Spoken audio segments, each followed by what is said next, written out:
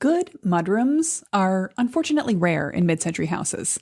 I often struggle to understand this because have we not always needed a transition space between outside world and home? Although, actually, our modern lives have gotten more complex. We walk and pick up after the family dog, not just let them out the door. Kids come with way more accessories than they once did. And even in my lifetime, I remember when I would leave the house in summer with a 20 and a paperback in my pocket, which feels crazy today. So, all right, it's a changed need. But one way or another, most of my clients come to me with the homes that lack a transition zone that takes you from the sidewalk or garage into the house. Well, you probably do too. Even if you have a mudroom, it may benefit from an overhaul. So today, let's take a tour of several past projects that need mudroom improvement. Hey there, welcome back to Mid-Mod Remodel. This is the show about updating MCM homes, helping you match a mid-century home to your modern life. I'm your host, Della Hansman, architect and mid-century ranch enthusiast. You're listening to episode 2202. Last week's episode is kind of a companion to this one. I talked about how breezeways function in classic mid-century houses because I was updating a blog post on homes that have my home's exact condition. One I've seen in a number of other clients and students' homes, by the way, where an original no garage house had a garage added on after the fact, but not attached directly to the garage, but there's a transition zone of a breezeway between them. Now, that breezeway may or may not be a gorgeous space for you that you like and use. Even so, you might find it's more valuable to convert it to a mudroom. In some cases, however, the poorly planned breezeway can be almost useless space in your house. So it's a complete net positive to transition it into a mudroom. And that's what I did on my home. And I have never had a moment's regret about it. So that episode last week is going to be a good one if you have a breezeway you're thinking of converting, or if you have a house that once had a breezeway that has been converted and could use improvement. But today, we're going to talk more generally about the garage to house transition. If you have a house built later in the mid-century era than my own, late 50s, early 60s, anytime since then, it will probably have an attached garage. And it will have that very common bubble diagram layout of a garage on one side of the house, bedrooms on the far end of the house with a long face facing the street, and in the middle, the social area, living room, dining room, kitchen. The kitchen is probably going to be either at the front of the house or the back, looking at the street or the backyard, closest to the garage. And very likely, you will have no transition zone whatsoever as you walk from the garage into the kitchen. If so, you have a problem to solve. You need some sort of mudroom. Even if you have some sort of mudroom, my experience tells me that it has probably some room for improvement. So let's talk today about entering your house, how to make that transition work well. And I will be pulling examples from a number of master plan projects I've done over the last few years where we've made idealized solutions or somewhat compromised solutions that don't require too much time, effort, or construction dust. So we'll talk about the benefits, sort of cost-benefit analysis of making more or less change to your house to get some improvement or a transformation in your garage to kitchen transition zone. Before we get into that, a couple of items of business. I will say I've been talking about it for the last few weeks. This is the moment in the year when people really start to think seriously about their fall and particularly their next year construction projects. So if that's you, now is a great time to reach out and schedule a call with me. So the beginning of all of our design projects is me on a Zoom call with you talking through the pros, cons, the concerns, the scope, the scale of your project. To get that call started, go to our website, midmod-midwest.com, and find the Work With Us page. And there's a button on there, Apply to Work With Us. It's not a complicated process to apply. It's just that we want to make sure that we're having these calls. I'm scheduling my time with people who are really close to the process of starting their master plan. But this is not a full assessment of everything that you could possibly ever want in your home. You do not have to have every duck in a row. I just want to have a chance to know who you are a little bit, what kind of house you've got, when was it built, is it in original time capsule condition or has it been remodeled? What's your goal for the place? Are you looking for tweaks or transformations? A few simple questions like that let me know what kind of conversation we're going to have. We'll get you onto my call schedule, and then we'll talk about what does a master plan look like for your home. I would love to talk to you about what's on deck for your house in this next couple of months and in the next couple of years, the right time to start thinking about making your house a home is always right now. So I look forward to chatting with you. If this is resonating, if you're feeling like you've been putting it off for too long, let's get the ball rolling together. And again, the process of collaborating to get a master plan from Mid-Mod Midwest is about you feeding information about your house, about your style, about your needs to us, and us generating options so that you can make easy decisions and then have clear information to pass on to contractors and get started. It's not about you knowing everything that you might ever want to have done to the house. That's what we're going to figure out together. So reach out as soon as you want to get that done. I will also say, if you're looking for more hand-holding than design work done for you, now is also a wonderful time to jump in and join the Ready to Remodel program. And I mention this specifically because we had a fabulous monthly architect office hours call last week. Yeah, when this airs, last week. And it was really satisfying. We had a student come back who's almost at the conclusion of their construction process. They have a few last loose ends to tie up, but they've had such a dramatic transformation in their house, a really successful process. And I often end those office hours calls by giving a little pep talk. And I'd prepared more of the answers to the specific questions that were asked and didn't have anything in mind. So I asked the room, what pep talk are you looking for this week? And she pointed out, this student who's at the end of her project, that it would be a really helpful reminder to everyone who is in charge of a process and how to sort of stand your ground and stay your course when you're working with contractors. So I ended up sort of spontaneously spouting one of my core beliefs on that call, which is that an ideal relationship with a contractor is not adversarial. You want to work with a general contractor who feels like your friend, who feels like they are a competent professional who's organized and moving forward. But at the end of the day, you are the arbiter of what's going to happen in your house, and you are the person who most closely cares about how it's going to turn out. It's not to say that a good contractor doesn't care about the results. They do. They want you to be satisfied. They want you to walk away happy. They want you to recommend them to other people. But their sort of wake up in the morning goal is always to do things the most efficiently. That often means the way they've always done it before, and to sort of knock off one item after another in order until the project is done. That efficiency is to your benefit, but also sometimes it's really important to pick a few areas where you don't want to make the most expeditious decision. You don't want to choose the material that's in stock that you don't love over one you'd have to wait a couple of weeks for, because you're going to live with that material forever. You don't want to choose the default builder grade cabinet finish when it's really important to you. One of the most prominent elements of a finished mid-century remodel is, did we nail the built-ins? Are they the right stain color? Do they have the right grain? Do they have the right detailing at the corners? So pulling together some of those key points, choosing your battles, and choosing where to know this is a stand. I need to insist that we reevaluate this. If you're telling me that there's no other options, I'd like you to think about it a little longer and find an alternative. I am willing to pay a little more for this is often a statement that has to go along with that. But this is a really important thing to remember throughout your remodel process. And even if your remodel process is long in the future, it's not too soon to start sort of seeding that idea into your brain. So anyway, I loved getting that request from her. It's something that I already talked about with her in the past, and she had chosen some really meaningful to her stands to make. And in other cases, just moved smoothly along, trusted her contractor, trusted the process, gotten the results that weren't as important to her. But I loved that she asked me to reiterate that. I thought it really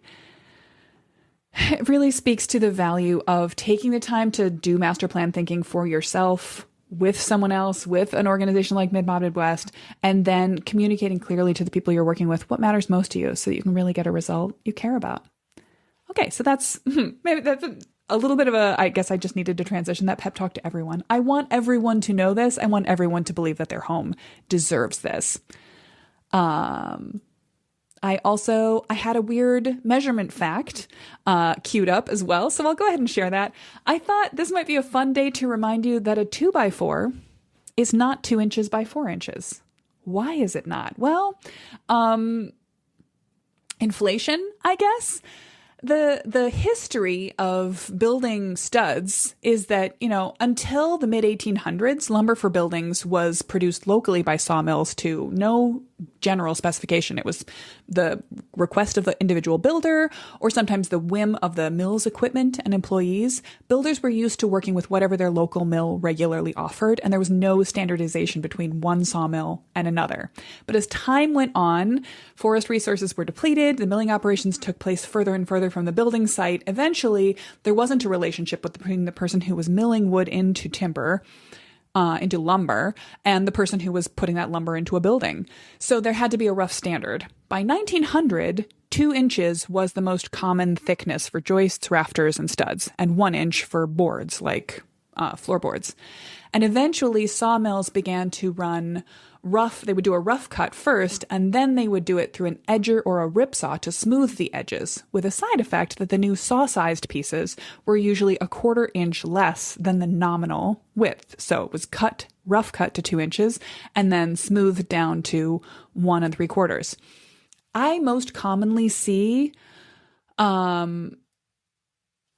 mid-century studs as being more like 1 3/4 width, which is interesting to me because when I originally did the research for this, back for a blog I kept for fun post-graduate school, yes, I have always been a building nerd. And if you want to check it out, the URL is asifpeoplemattered.wordpress.com. You could go check it out. I have a long post there. I'll link it in the show notes to the Humble 2x4 blog post. But according to this research I did 15 years ago, the American Lumber Standards adopted in 1924 created a standard of 1.5 inch 2x4s. So that's not actually my experience. This is an interesting thing. If you want to go down and look in your own basement, take a tape measure to the joists in your ceiling, see what the actual dimension, not the nominal dimension, is. But one way or another, this is a weird measurement fact that a 2x4 is not 2 inches by 4 inches, but it's also a reminder that the lumber used in mid-century homes is very different in quality for the lumber you can get even at a good lumber store today, certainly from Home Depot. It is denser in grain. It is closer to the heart. It is milled from to a higher standard from trees that were selected more carefully. So it's worth it to value the framing of our original mid-century homes.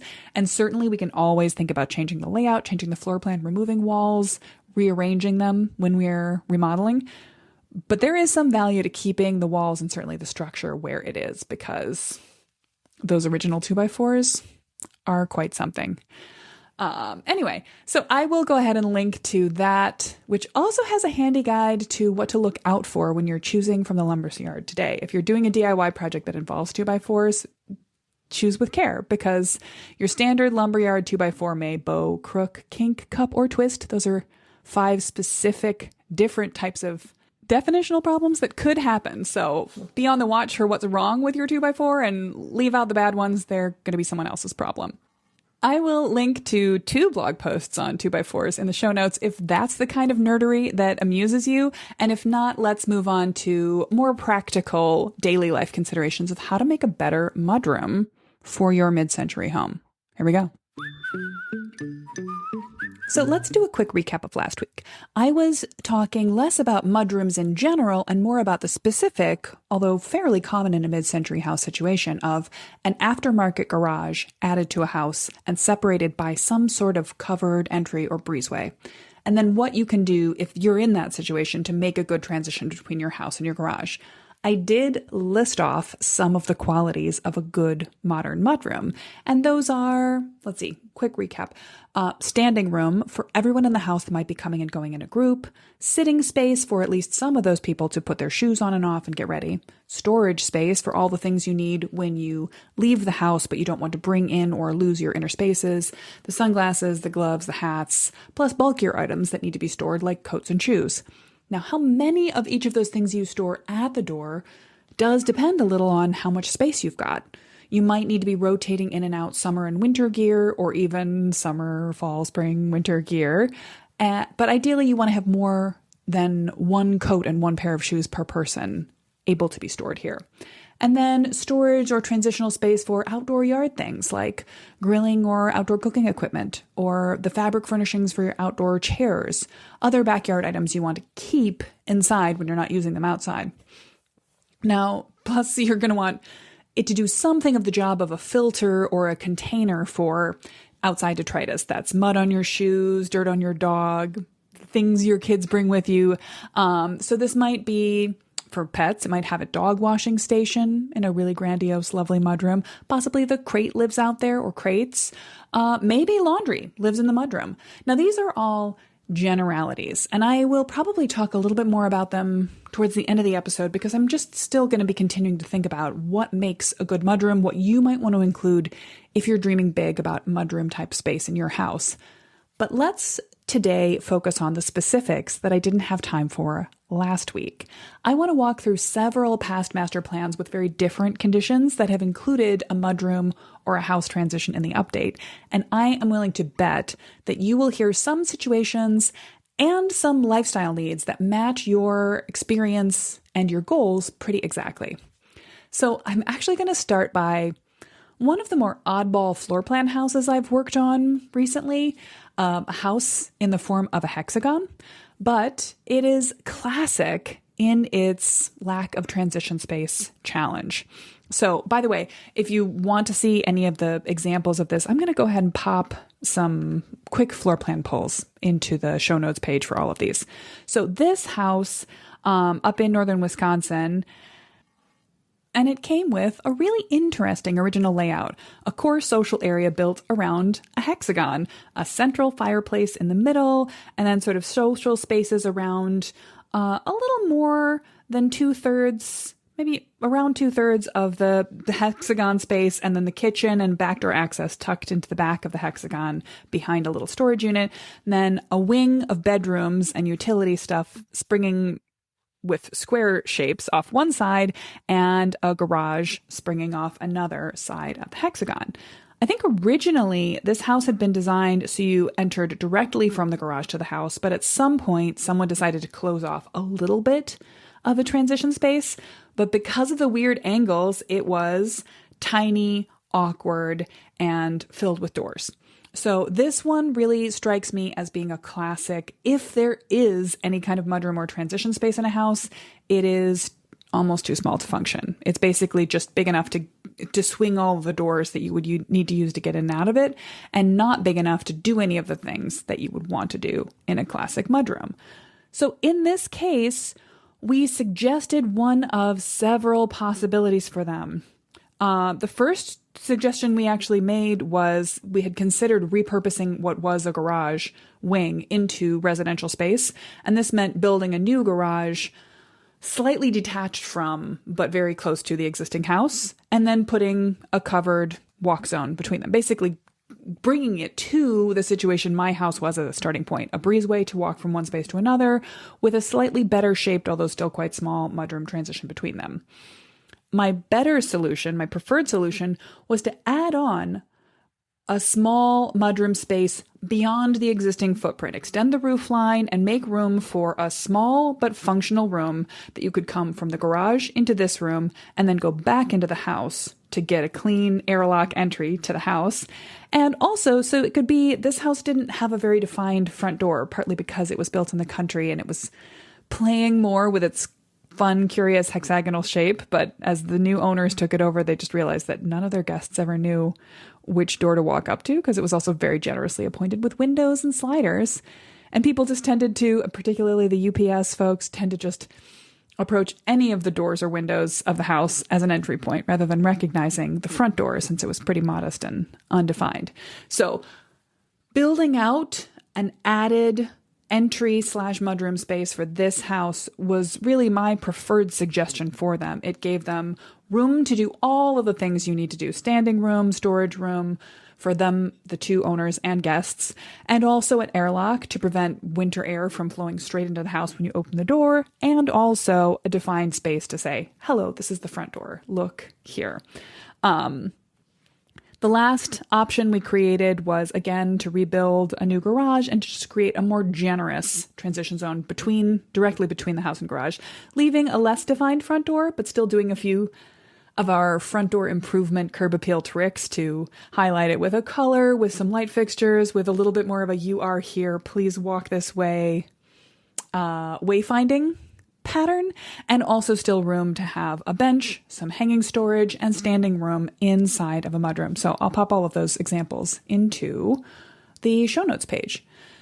Now, you may have an even more classic and even more challenging solution or situation in your house, your garage to house transition, if basically what you have is a door that swings open from the garage right at the head of the basement stairs going down, and then you have to turn in a direction to get into the kitchen.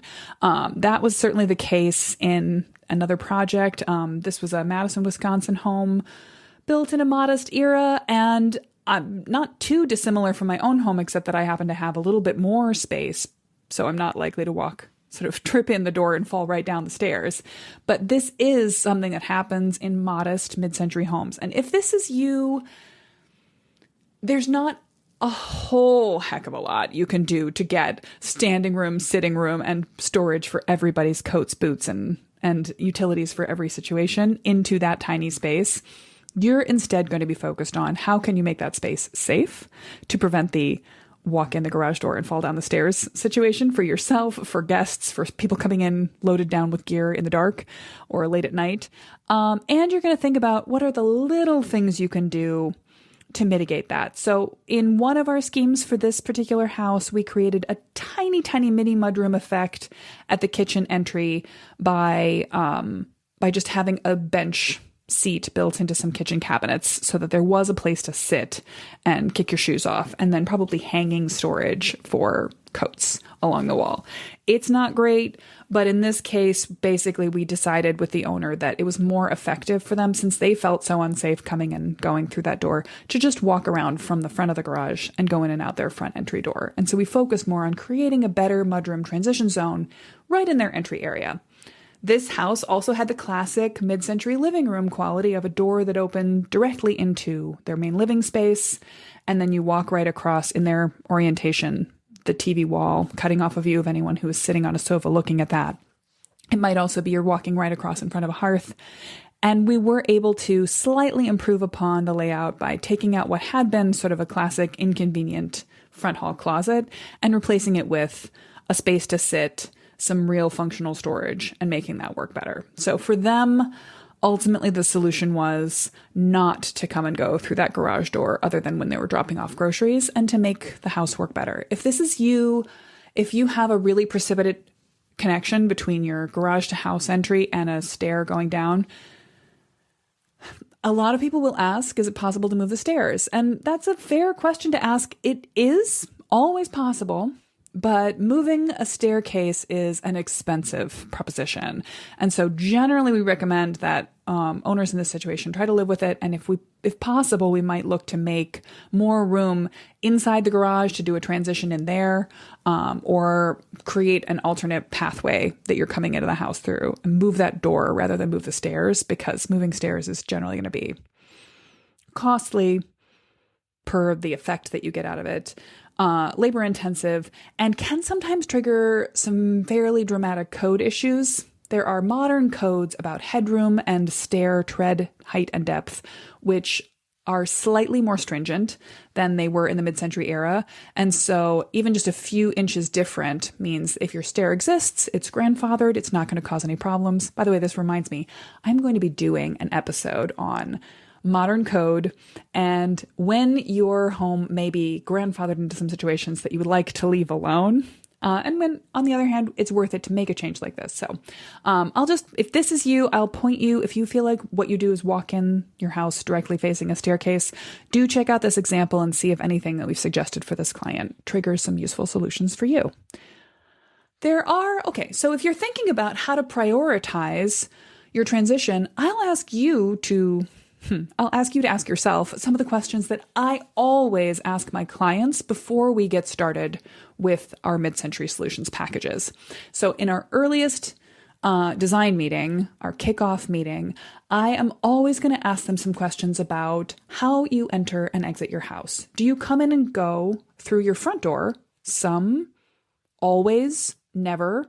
Or is the garage door or perhaps a kitchen door your daily mode of entry? Is there a difference between when you use one door or your guests? Do you use different doors at different times of day? How do all the people in your household respond to your doors? Some people might use a front door to walk out of the house with a dog, to walk in the neighborhood in the evening, but never to actually leave the neighborhood, never to get in a car and go via the front door. So thinking about who's using what door when can help you think about what you need to cite in terms of storage and access space by those doors. I also always ask about pets. If you have pets that you're letting out, are you always walking them on a leash? Do you have a closed-in yard that they are happy to go out into? If so, where is that in your house? So for some people, as we talk about, you might have pets going in and out through a mudroom space. So that space needs to have a place to wipe off muddy feet, possibly even to wash a dirty dog. That might be the most logical place for a pet crate.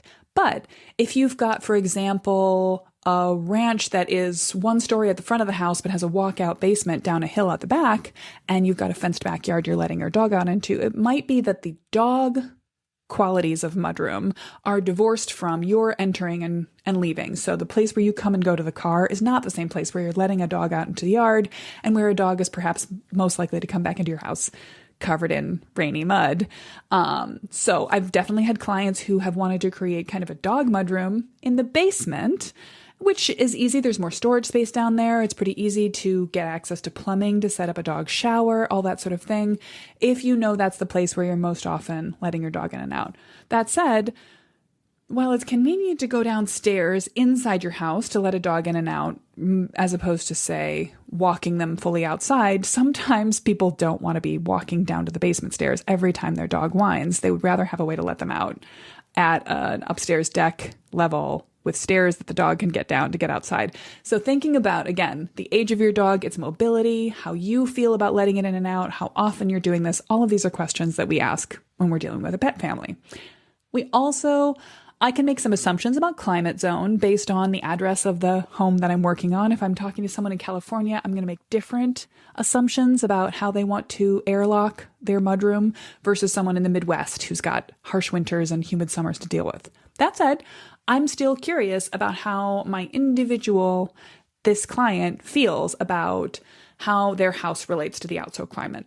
So thinking about for you, do you care? Do you worry about indoor air quality? Are you trying to create a space to airlock so that cold breezes or hot humidity or even wildfire smoke, something I'm thinking about this week, as we've got a lot of it in Wisconsin again, don't necessarily flow directly into your house? So you could do you walk in one door.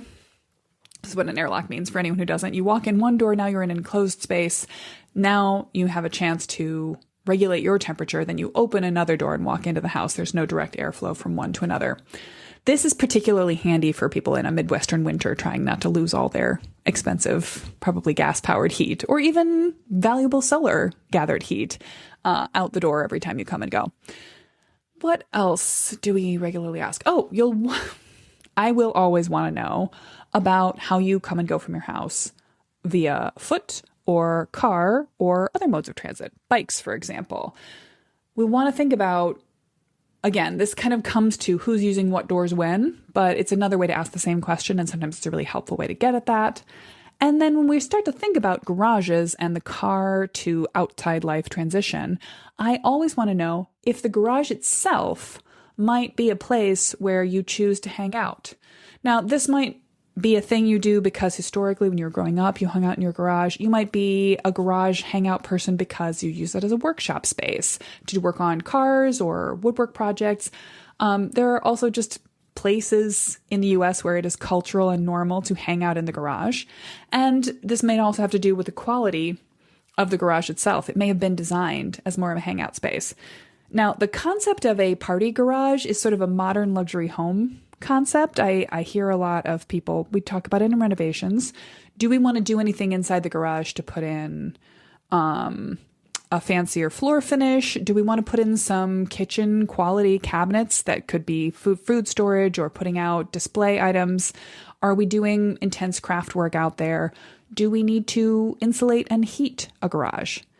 Now, in some cases, I'll just have a client who says, well, I'm just going to hang out in the garage no matter what. I mean, perhaps even if I'm asking questions about, do you need a screen porch? Do you need a covered patio area?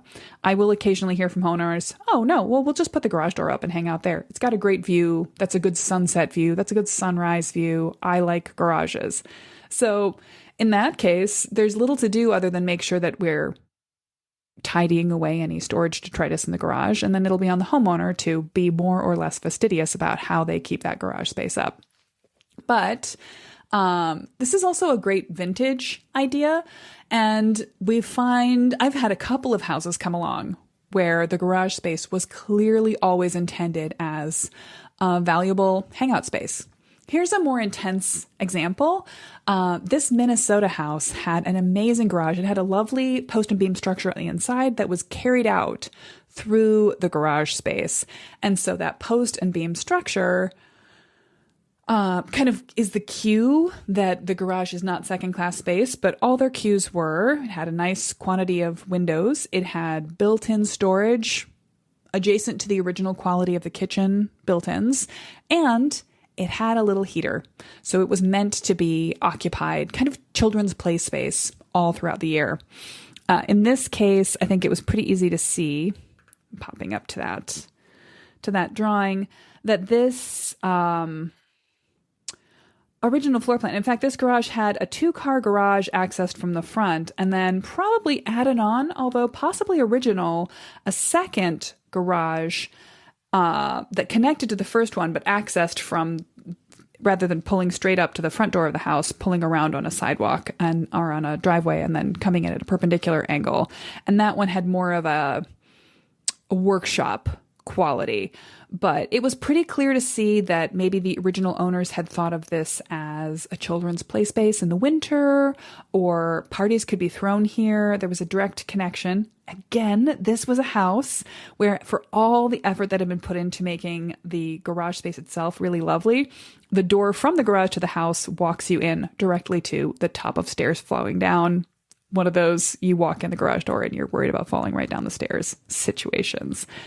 So for us, it was definitely a priority in our remodels to think about preserving the cool quality of this garage. We didn't want, ideally, we didn't want to have to knock it down and rebuild it because it had a structure that it wouldn't feel cost effective with modern construction to make it as interesting, as cool, to expose post and beam structure like that inside of a garage. One of the things we did was, because the garage itself was quite pleasant and already had bays for 3 cars, was to think about what if only one of the family's regular cars was parked in there in the main area. We kept the shop area at the back, and we just added in a covered parking area, a sort of a carport area outside of it, so that some of that nicely configured interior garage space, somewhat temperature controlled, even in Minnesota, could become a sort of garage area mudroom, a place for shoes and coats and whatnot to be stored. Now, they would not be kept at the temperature of interior conditioned space there, but it would definitely take some of the burden off inside the house, the coming and going, and it would give a place for all the this is a family with small kids, all those sort of shoes and toys and backpacks and things to live in a space that was totally protected from the elements, totally protected from outdoor critters, but was sort of secondarily connected to the house. The next thing we considered was, could we carve out some of that garage square footage and create a specific small transitional mudroom from the garage footprint? This could be fully conditioned space that could be treated like interior air. It could be warm, it could be dry, and it wouldn't be right next to cars. It would be sort of separate from car space. And then the third option really was to extend, to build out an addition on the garage, to sort of shift the entire mass of the garage away from the house and have room for a classic, generous, built-in, friendly mudroom. This also gave us room to pop in a powder room and to expand the kitchen footprint at the same time. So all of this, this is a lot of work to dig out new footings, to dig out new foundations, to expand the conditioned area of the house, but with a big reward, a big return on that investment, to have room for a powder room that wasn't in the private area and room for a more generous and casual transition into the house. And now no one is worried about coming in through a door that falls right down the stairs. It's classic. Like, really, what was anyone ever thinking about this? Generally, I think what they were thinking was that door to the basement will always be closed, and so you're just coming into a constricted area. But if, as many, many mid-century homes do, you create living space in the basement, it's often likely that you're going to want to create a more open transition flow down to the basement and keep that stairway open all the time, which then brings you right to too many people pile in through the garage door at once, and the the little one says roll over and someone falls right down the stairs. So, yeah, I think this house had some really interesting examples of small, medium, and large solutions we could try to take the burden off that entry, to create more storage space around it, and just to make a pleasant living space. Also, at the back of the house, we were also playing games with a screened in, or as it turned out in the last example, a fully four-season living space that tucked into the corner of the garage. So the other thing to think about when you are thinking about carving out or enclosing spaces, are you projecting off the front of the house if you aren't too close to your front setback to do that? Are you projecting off the back of the house? Are you creating kind of a mudroom transition that leads you out to the backyard? Or are you connecting sort of between the house and garage in the footprint area of the existing house? How are you also going to create opportunities to create a better entry at the front and a better connection to the backyard at the back? So looking at the examples for this Minnesota house with the finished garage, I think is a really interesting one. Another much more modest home that had a similar "it was always a party" garage is a house design we did recently. Or, what is time? Maybe not quite that recently, but up in the Wisconsin Dells area for a woman who was taking over her grandparents' mid-century home. Now, the interesting history of this house was it was built, it's a classic, super modest, although super darling, every detail, very precise and well calculated, clearly built as a labor of love, but snug, small rooms.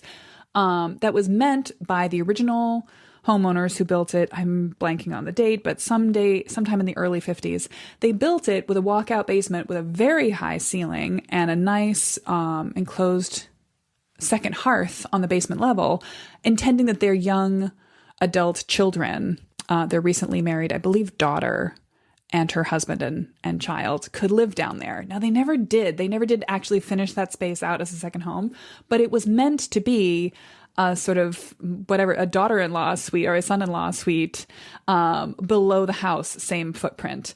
And so the stairs to the basement are actually outside of the footprint of the house.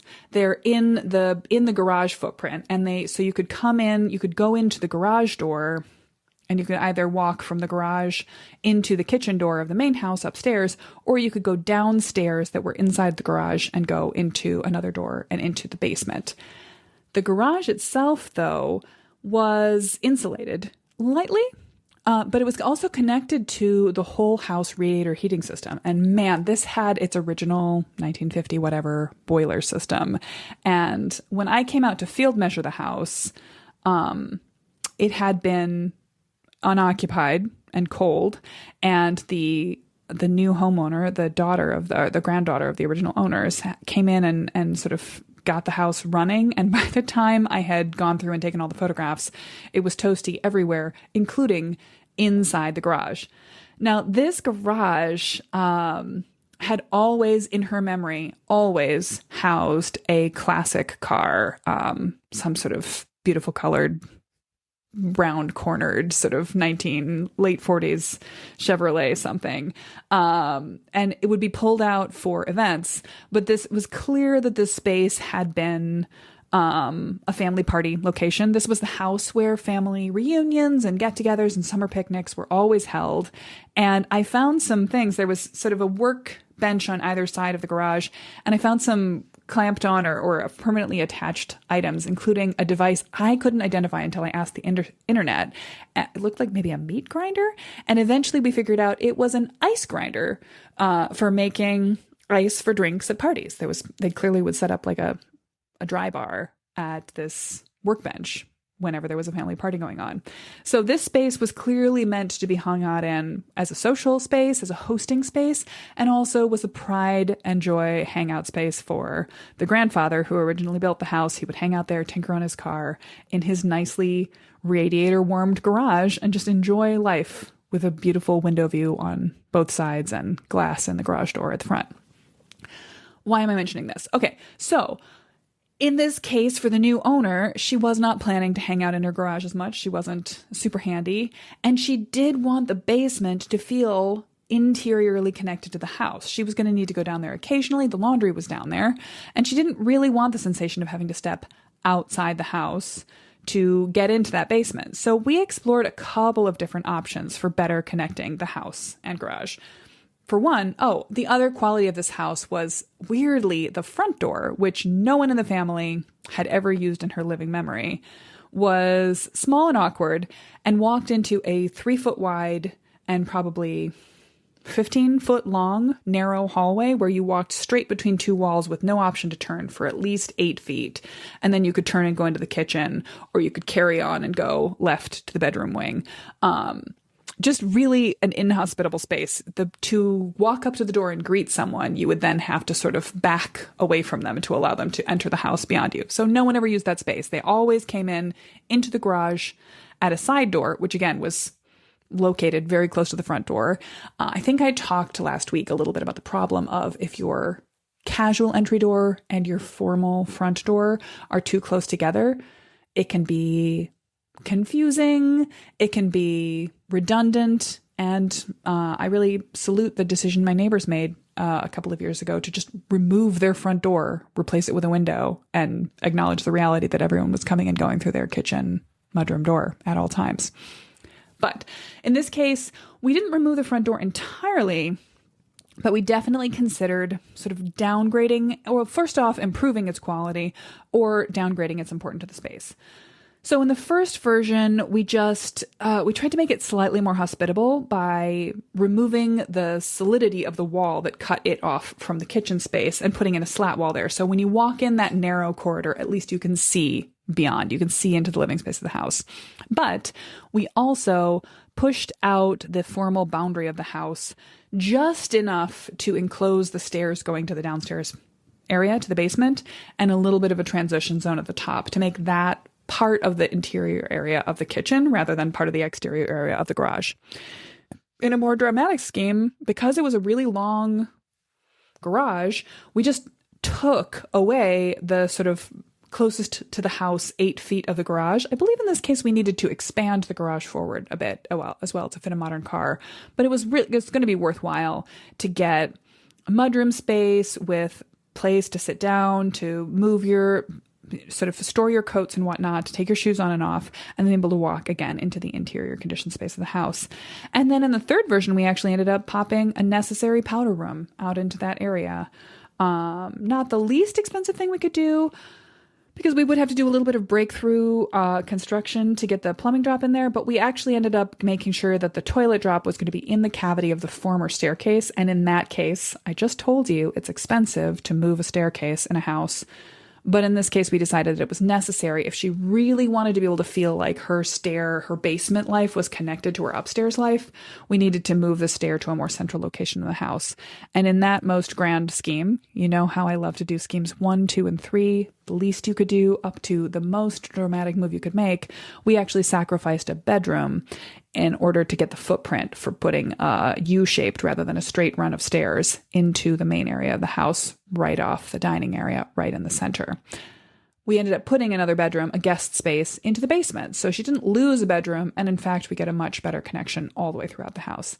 If it sounds like, by the way, I'm talking to you about mudroom solutions and I'm getting into you move the staircase and where are bedrooms in the house, that's because one of these things is always connected to all of these things. The choices you make, even in how to expand or contain or create a little bit of new bedroom space, are going to go hand in hand and sort of connect to the bigger or smaller moves you're making around the house. You're going to take the pressure off of one room by shifting some of its purposes to another space, and that's going to mean it's easier for you to treat another room as more high priority or less high priority space. So this is an episode about Mudroom Layout Solutions. It's got a connected blog post with a lot of floor plans of mudroom transition areas, but it also, in each one of those, you're going to see, I'm not just showing you a floor plan of a mudroom, I'm showing you a floor plan of the social and entry spaces of the house, probably including the kitchen, possibly including the living room, certainly including the garage.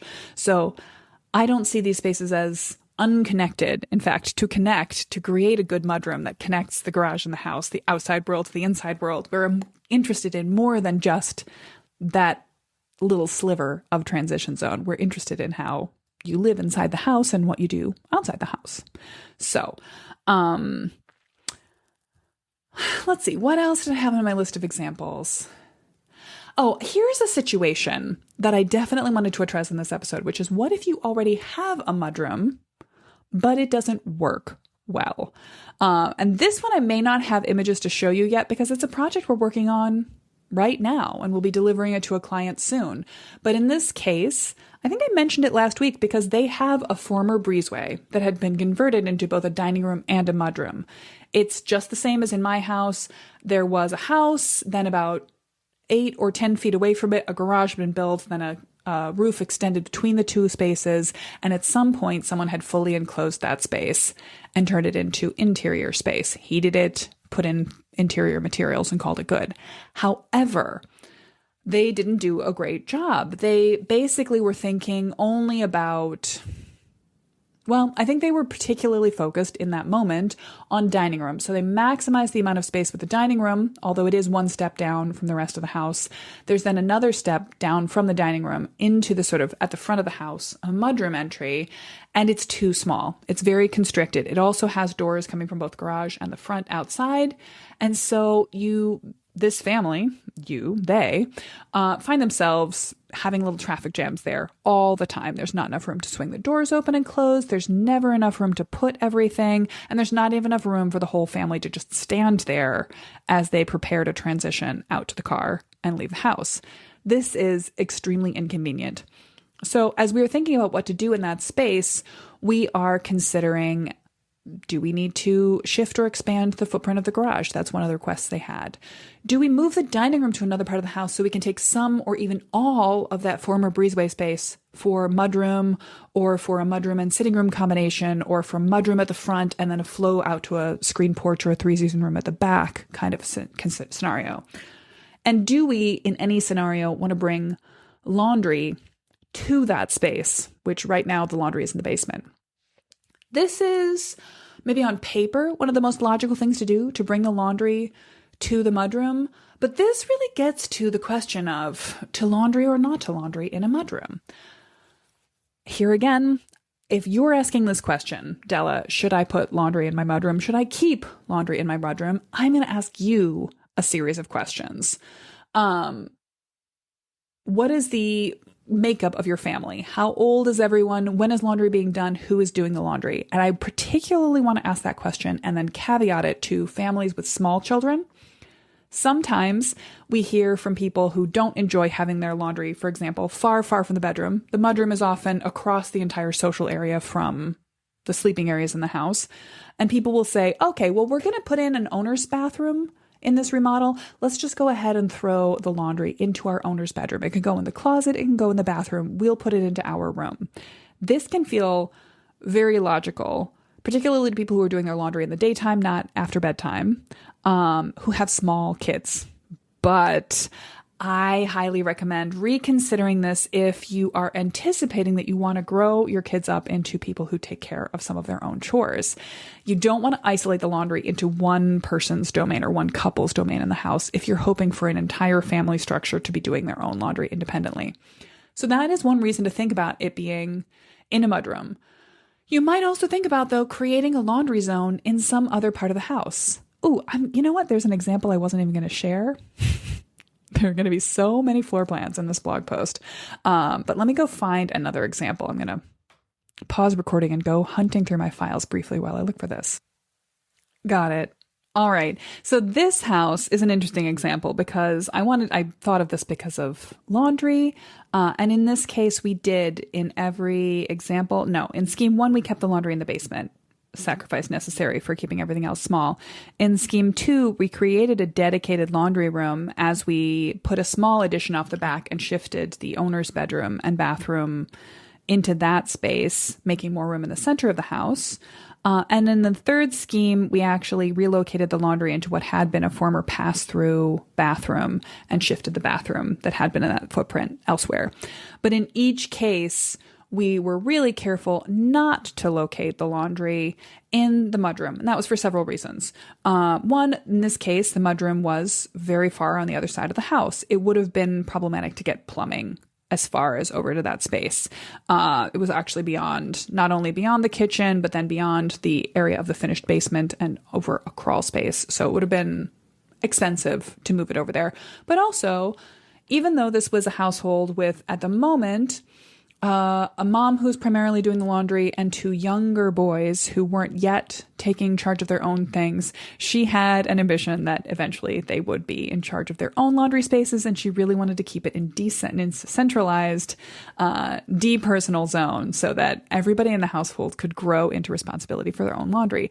And this was a question that came up on this project, and originally her desire had been, I do the laundry, why don't I make it convenient to me? Let's just tuck it into our bathroom or closet. And we then identified that actually the way she lives now isn't the way she'd like to live forever. And we needed to make a different solution in order to provide for that future. The other thing about that particular project that's interesting and fun is it's got some specialty qualities to its mudroom, because a house with 2 little boys and then also actually a dad, all of whom were hockey players, comes with a lot of bulky gear that comes in and out of the house regularly during certain times and seasons. And so when we were thinking about expanding their spaces and making better transitions between their garage and house, we were specifically thinking about how can we create a designated area for hockey gear, and how can that designated area for hockey gear not be the space for regular school shoes and coats and backpacks, because there is eventually a smell that's associated with that type of workout equipment. And so in one solution, we actually even created a separate sort of a mudroom beyond the mudroom that was a zone for the storage and venting of the hockey gear, separate from the regular mudroom transition to the house. All of these things are so personal. So asking yourself the right questions, not just about the way you live in your house now, but the way you want to live in your house as you go forward, are really valuable questions to ask. And it was actually after I did this project that I started getting really specific with parents of small kids about where do you do laundry now, but also where would you see yourself doing laundry in an era when you were teaching your kids to be in charge of their own laundry. So we've talked a lot about the qualities, the interior qualities of a mudroom, and in some of these layouts, we have actually talked about how to carve out from the existing or add on mudroom spaces beyond the existing footprint of the house. Anytime you're expanding outside your existing footprint, you're creating new roof space, new foundation. It is adding an expense, new conditioned area, but sometimes it's well worth that. So where exactly you're going to make that transition happen depends a little bit on your budget, how big you want to go, your roof line, where it's going to be convenient to add on extra cover, the configuration of your existing spaces, and like we were just talking about with the hockey family, of your personal life. But it might be convenient to keep it near the garage, thinking about what you're bringing in and out. Or in some cases, you're going to be a family that is relatively light on the transition from outside and in, from a home and away perspective, but much more interested in storage and processing space, for example, for your garden vegetables. So you might be thinking of a mudroom less as a transition from your outside life and more like a summer kitchen where you're doing extra processing, dirty work, you're washing dirt off of vegetables. Sometimes that's a thing that happens outside the house, and sometimes it's happening in a pantry or an auxiliary kitchen space. So the qualities of what's going to make a good mudroom for you are always going to be personality specific, lifestyle specific, and to a certain extent, house structure and footprint and layout specific. But I think if you pop over to the show notes page for this, you'll be able to scroll through some existing floor plans and 1, 2, 3 solutions for them that will give you a little bit of an idea of what you might try if you get stuck beyond that, I would love to troubleshoot and problem solve your stressful kitchen to garage transition, and to create a mudroom that's really going to work for you. Before I let you go, let's recap one more time the qualities of a great mudroom. And I really want to emphasize that first one that I mentioned right at the top, standing room, for everyone in the house that might be coming and going in one group. This, maybe even more than storage and sitting space, is hugely important. And it comes down to the issue that we're problem solving for my current on the boards master plan client, that right now they literally don't have room in their quote unquote mudroom space to have the parents and both kids exist. Somebody has to be waiting outside of the space to come in. People are taking turns, and this is an inconvenient style of mudroom. I wouldn't say it's worse than nothing, but it's certainly not functional. So while I don't believe that everything in your life should be as big as possible, I'm a smaller is better, small is beautiful kind of girl, particularly in the way that I remodel homes. And also in my personal life, I do believe that you want to make sure you've got plenty of standing room in your mud space. And thinking again about the specifics of your life. In my personal life, what I have is a dog who is generally very well behaved and calm. Well, I'm going to say that. Let's see if anybody who knows me calls me out on that. But when it is time to go for a walk in the afternoon, she is incredibly excited and she bounces up and down like a kangaroo. And for anyone else, for example, if my folks have come by and we're all going to take her for a walk around the block, a neighborhood patrol, as she thinks of it, she will be hopping up and down and making it almost impossible for anyone else to be in the space within sort of a 3-foot radius of the front door. So it's convenient that there is space further along in my bedroom and also back in the kitchen where people can transition in and out of their outdoor gear, get their hats on, get their shoes on, get their sunglasses gathered. But for someone who has, no small kids and no active pets, you might need less square footage. For someone who's got an excitable kid or 10-year-old who's running around in circles while everyone else is trying to get ready to go. Again, time will change, kids will grow up, but you want to think about having enough room for standing room for everyone that's coming and going at one time. And then additionally, you want to have sitting space, maybe not for every single person who's coming and going at one time to sit, but maybe for 2 people at least, not just one chair or one bench, but enough space for people to have multiple butts down while they are getting shoes on and off, getting themselves ready to go. And you want storage space for, at the very least, everything you might need to get in and out of the house in this season. Raincoat, light jacket in the summer, a heavier and a lighter winter coat in the winter, gloves, hats, scarves, boots. Maybe you want boots, shoes, and another pair of shoes for each member of the household. You want these things to have designated places so they don't end up all in a pile. And you're going to think about, where do the keys live so you're not always looking for them? Again, I think I already mentioned sunglasses, but some of these things that if you're slightly ADHD, you're often doing a lap of the house looking for, okay, where did I leave my headphones? Where did I leave my phone charger? Where did I, sort of picking these things up, identifying one spot where those things live and keeping that spot by the front door is a really good idea for people who share that quality. And if you don't, but your partner or spouse does, then all the more you want to encourage them to invest in making a designated area for those things. And then again, the bonus storage items, dog storage items, outdoor cooking storage items, outdoor furniture storage items, maybe laundry. Thinking about all those pieces and where they might fit will help you construct your must-have and your wish list for a mudroom that you are improving on or that you are creating almost from scratch as you create the next iteration of your home. That's about it for today. Like I said at the top, now really is the perfect time to get started on your master plan. I know I always say every time is the right time to get started on your master plan, and that's true. Just like the right time to plant a tree is today. The next best time was 50 years ago. But there is some magic to wrapping up your summer vibes by gathering and transferring all your excitement about house possibilities, your wish list, your must-have list, your dream list, the things you've been wondering and discussing and debating about in your household for years, to me and to Mid-Mod Midwest. Then sitting back and letting us generate great ideas, solutions, layouts, floor plans, sketches to share with you as the fall rolls along so that you can pick between them, let us pull them together for you, and then turn around and start tapping contractors for work to get started next year. reach out and schedule a call ASAP. Let's talk about it. For next time. Oh, by the way, you can always find us at midmod-midwest.com, and you will find the transcript for this episode and the links to the show notes, the resources, the floor plans with examples of mudroom solutions that I mentioned extensively in this episode at the show notes page. That's midmod-midwest.com/2202.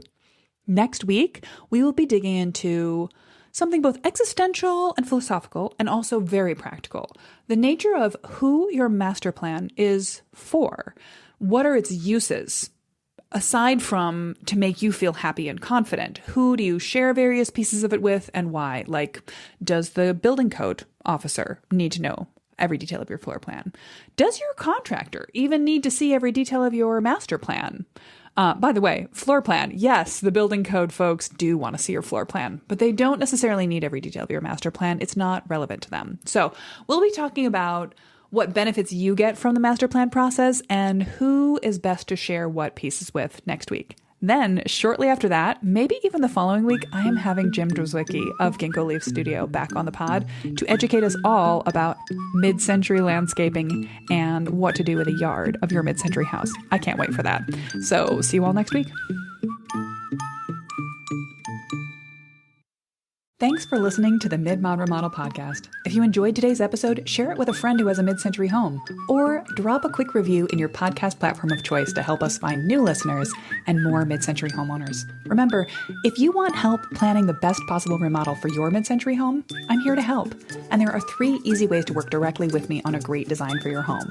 You can schedule a consult with me anytime you need one. In a 30-minute Zoom, we can dig deeply into the 1 or 2 issues that have you tied in a knot, or do a quick, comprehensive mid-century house audit.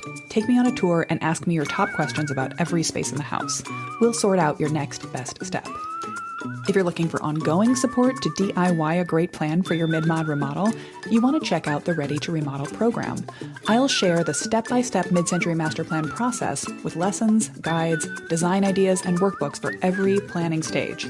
And I'll invite you to my monthly Architect Office Hours call so you can get your questions answered as they come up throughout the process. Learn all about setting up your own master plan in my free class, Planning a Mid-Century Remodel to Fit Your Life and Budget. Or if you'd rather have me assess your life and your house, prepare layout options, sketch floor plans and example views for inside and outside spaces, and present you with an array of great possibilities to pick and choose from to develop a perfect, timeless, tailored remodel, well then you're looking for our mid-century master plan package. Learn more about all these ways to work with us at midmod-midwest.com. Catch you next week, Mid-Mod Remodeler.